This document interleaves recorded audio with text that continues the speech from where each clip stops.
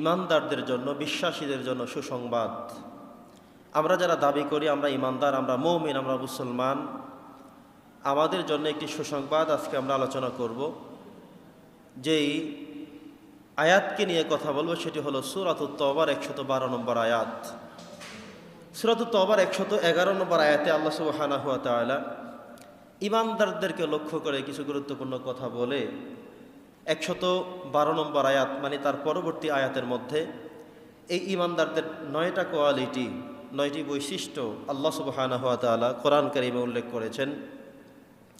আজকে আমরা সেই 9টি বৈশিষ্ট্য জানবার চেষ্টা করব, যে বৈশিষ্ট্যগুলো আমাদের মধ্যে কোন কোনটা আছে, কোন কোনটার গ্যাপ আমাদের রয়ে গেছে, কোন কোনটা আমি নিয়মতান্ত্রিকভাবে মেনে চলছি, কোন কোনটা আমি মেনে চলি না।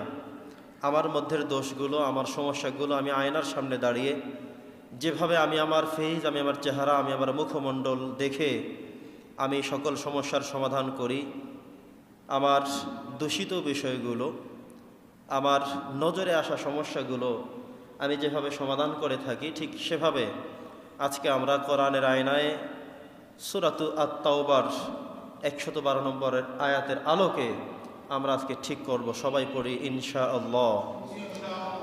প্রিয় সুধী, সূরাতু আত-তাওবার 111 নম্বর আয়াতের মধ্যে আল্লাহ চমৎকার করে একটি কথা বলেছেন। আল্লাহ বলছেন, ইন্নাল্লাহা আশতারা মিনাল মুমিনিন, আমি ইমানদারদের সাথে একটা ব্যবসা করতে চাই। আল্লাহ বলেছেন যে মুমিন যারা, ইমানদার যারা, তাদের সাথে আমার একটা চুক্তিনামা হচ্ছে, সেটা হলো ব্যবসার, সেটা হলো লাভের, লসের না, সেটা হবে জান্নাতের, জাহান্নামের না, সেটা হবে আমাদের জীবনের জন্য আলোকিত জায়গার, অন্ধকারের না। এই ব্যবসা করতে চান কে? আল্লাহ তাআলা। আল্লাহ সেই ব্যবসার অফার আমাদেরকে করেছেন। কাদের সাথে করবেন ব্যবসা? সবার সাথে না। এই ব্যবসায়িক লেনদেনের সাথে এই ব্যবসা করতে গিয়ে আল্লাহ সুবহানাহু ওয়া তাআলা ইমানদারদের কাছ থেকে 2টা জিনিস চেয়েছেন। একটা হলো আনফুসাহুম, আমাদের নিজেদেরকে চেয়েছেন, ওয়া আমওয়ালাহুম, আমাদের ধন সম্পত্তি চেয়েছেন, বিআন্না লাহুমুল জান্নাহ, জান্নাতের বিনিময়ে। পড়েন সুবহানাল্লাহ। আল্লাহ আমাদের সাথে ব্যবসা করতে চান। ব্যবসার পুঁজি হলো আমাদের জীবন, আমাদের সম্পদ।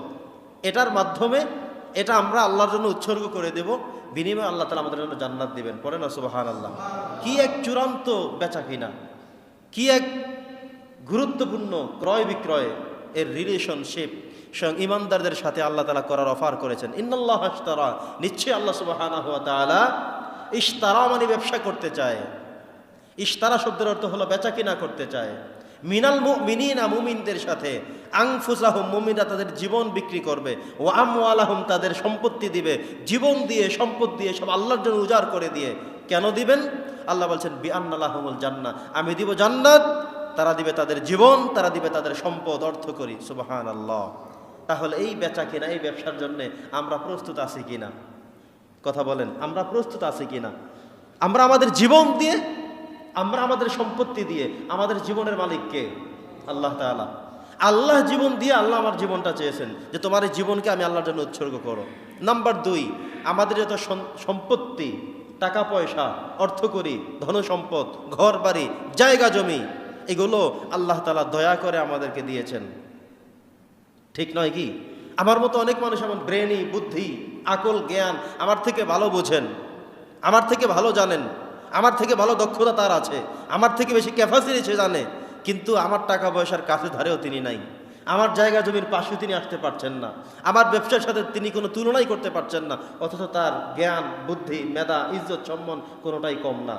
তার মানে হলো যার অনেক কিছু আছে তিনি এটা বলবেন না, এটা বুঝবেন না, এটা মনে করবেন না যে আমি নিজেই সব করেছি, বরং আল্লাহ তাআলা দয়া করে আপনাকে এত বেশি সম্পত্তির মালিক বানিয়েছেন। সুবহানাল্লাহ পড়েন।